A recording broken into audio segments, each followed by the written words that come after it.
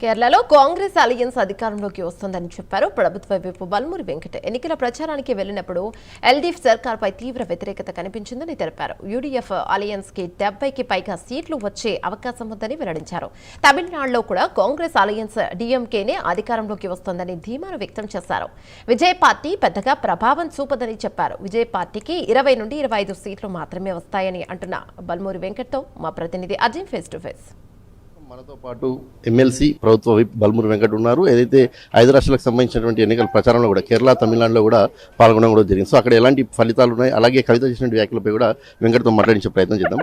మీరు ఆల్రెడీ కేరళలో ప్రచారం చేశారు, తమిళనాడు వెళ్ళొచ్చారు. అక్కడ ఎలా ఉంది అసలు పరిస్థితి? అంటే ఏ పార్టీ అధికారంలో వచ్చేలా ఉంది? తప్పనిసరిగా కేరళలో ప్రజలందరూ కూడా యూడీఎఫ్ ప్రభుత్వం రావాలని చెప్పి కోరుకుంటారు. తప్పనిసరిగా కేరళలో అత్యధిక అంటే 75 పైన స్థానాలే యూడీఎఫ్ గెలవబోతుంది. ఆడ కాంగ్రెస్ సర్కార్ అధికారంలోకి రాబోతుంది.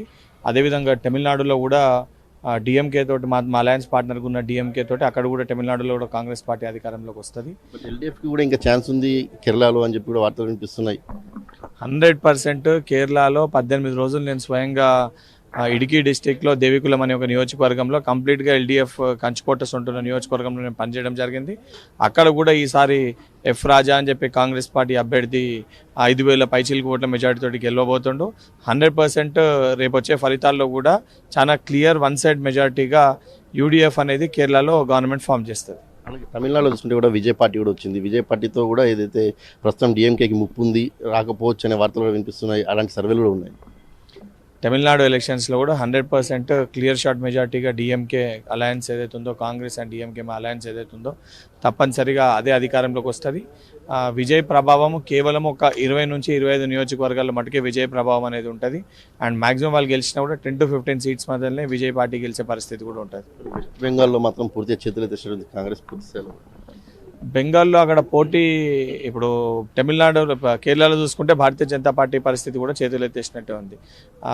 వెస్ట్ బెంగాల్ పోటీ ఇద్దరి మధ్యలో మెయిన్ పోటీ అనేది ఉండే కాబట్టి అక్కడ కాంగ్రెస్ ఎగ్జిస్టెన్స్ అనేది కొంచెం తక్కువ ఉన్నా, మాతో పాటు సరే అక్కడ పొత్తులో లేనప్పటికీ కూడా కేంద్రంలో అలయన్స్ పార్ట్నర్స్గా ఉన్న మమతా టీఎంసీ గారు బెంగాల్లో మళ్ళీ తిరిగి అధికారంలోకి వస్తారన్న విశ్వాసం ఉంది.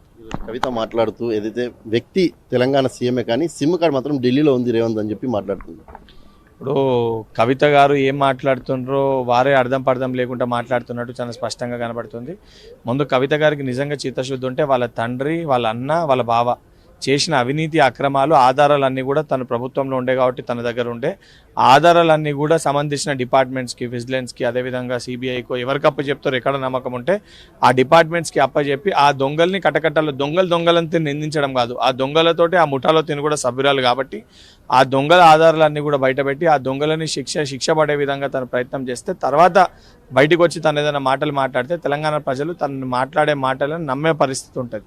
అది పక్కన పెట్టి ఏదో మాట్లాడాలి, ఏదో విమర్శలు చేయాలి, ప్రభుత్వం పైన విమర్శలు చేస్తే నేను లైమ్ లైట్లోకి వస్తా అని చెప్పి కవిత గారు మాట్లాడితే ప్రజలు దాన్ని చూసి ప్రజలు దాన్ని ఒప్పుకునే పరిస్థితి ఉండదు. అండ్ కల్వకుంట్ల కవిత అంటే care of Kalvakuntla K Chandrashekar Rao బిడ్డ అని చెప్పి మాట్లాడుకుంటారు. పోలీస్ వ్యవస్థ తెలంగాణలో సరిగ్గా లేదు, అత్యాచారాల పర్సెంటేజ్ పెరుగుతూ పోతుందని చెప్పి కూడా తను కామెంట్ చేశారు. తెలంగాణలో గతం కంటే ఇప్పుడు చూసుకుంటే అన్ని సిస్టమ్స్లో పోలీస్ వ్యవస్థ చాలా బలంగా, గట్టిగా ఎక్కడికక్కడ ఎరాడికేట్ చేస్తూ ఎక్కడ చిన్న ఇన్సిడెంట్ జరిగినప్పుడు ఇమీడియట్గా రియాక్ట్ అయ్యి ముఖ్యమంత్రి గారే స్వయాన హోంశాఖ మంత్రిగా ఉండి గతం కంటే చూసుకుంటే పర్సంటేజ్ అనేది తగ్గింది. అత్యాచారాలు వాళ్ళ హయాంలో చూసుకుంటే 10 ఏళ్ళు వాళ్ళ అధికారంలో ఉన్నప్పుడు టేగు లక్ష్మి గారు కానీ ఆదిలాబాద్లో అనేకమైన సంఘటనలు జరిగినప్పుడు ఇదే మేము హోంశాఖ మంత్రి మహమూద్ అలీ గారి ఇంటి దగ్గరికి వెళ్తే మా పైన అక్రమ కేసులు పెట్టి మమ్మల్ని సంపత్ కుమార్ గారిని, అనిల్ కుమార్ యాదవ్ గారిని అందరినీ కూడా జైల్లో పెట్టే ప్రయత్నాలు చేశారు. ఈ రోజు కూడా వాళ్ళు కనీసం ఈ అత్యాచారాలపై స్పందించి చర్యలు తీసుకునే దాఖలాలు లేకుండే. కానీ మా ప్రభుత్వంలో ఎక్కడ చిన్న ఇన్సిడెంట్ జరిగినా ఇమీడియట్గా ముఖ్యమంత్రి గారు దాంట్లో సూపర్వైజ్ చేసి సంబంధించిన అధికారులకు ఇన్స్ట్రక్షన్స్ ఇచ్చి ఎవరైతే తప్పులు చేసారో ఇమీడియట్గా వాళ్ళపైన చర్యలు అనేవి తీసుకోవడం జరుగుతుంది. హరీష్ రావు మాట్లాడుతూ ఏదో మా ఫోన్లు హ్యాక్ అవుతున్నాయి, మా సీసీ కెమెరాలు హ్యాక్ అవుతున్నాయి అని చెప్పి కూడా కామెంట్ చేశారు. దానికి సంబంధించి పూర్తి ఆధారాలు మా దగ్గర ఉన్నాయి.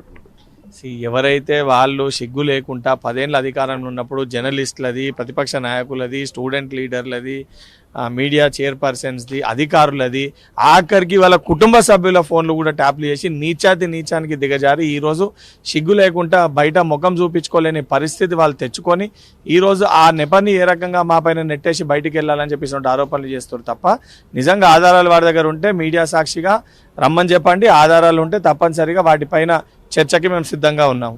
చూస్తారు కదా, ఏదైతే తమిళనాడులో అలాగే కేరళలో కూడా ఏదైతే కాంగ్రెస్ పార్టీ అలయన్స్ పార్టీలో ఏదైతే గెలుస్తాయి, ఇక వెస్ట్ బెంగాల్లో ఏదైతే కాంగ్రెస్ చేతులు ఎత్తేసిందంటారు, అలాగే కేరళలో కూడా బీజేపీ పరిస్థితి కూడా అలాగే ఉంది కదా అని చెప్పి కూడా ఏదైతే బల్మూరి వెంకట్ అంటున్నారు. ఇక కవిత చేసినట్టు కామెంట్స్, హరీష్ రావు చేసినట్టు కామెంట్స్ పై కూడా ఏదైతే వెంకట్ తీవ్రంగా ఫైర్ అయ్యారు. కెమెరామెన్ శిక్షణతో అజీం, ప్రైమ్ 9.